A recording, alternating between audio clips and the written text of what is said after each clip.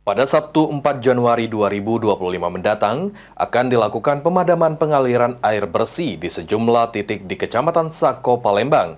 Hal tersebut akan berdampak pada sekitar 15.519 sambungan pelanggan Perumda Tirtamusi, Palembang.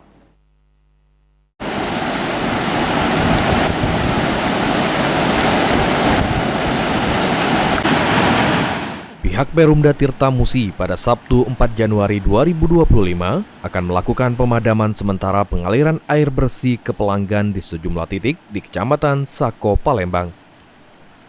Direktur Operasional Perumda Tirtamusi, Rahmat, mengatakan, pemadaman pengaliran air bersih disebabkan adanya pekerjaan pemeliharaan dan peningkatan kapasitas pada unit produksi instalasi pengolahan air Borang.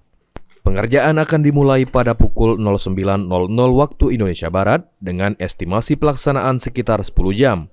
Selama pengerjaan, sekitar 15.519 sambungan pelanggan akan terdampak.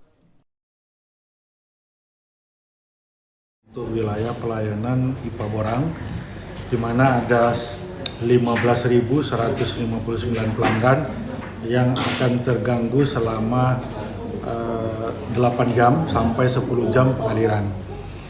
Gangguan ini akan kita laksanakan pada hari Sabtu.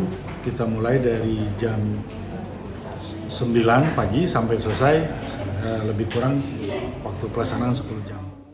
Ditambahkan Direktur Operasional Perumda Tirtamusi, setelah pengerjaan selesai dilakukan, IPA Borang yang sebelumnya memproduksi air 150 liter per detik, mengalami peningkatan menjadi 180 liter per detiknya, dan bisa menambah jangkauan 2.500 sambungan pelanggan. Warga dihimbau untuk menampung air guna mengantisipasi pemadaman sementara. Normalisasi pengaliran air setelah pemadaman memakan waktu sekitar 1 kali 24 jam.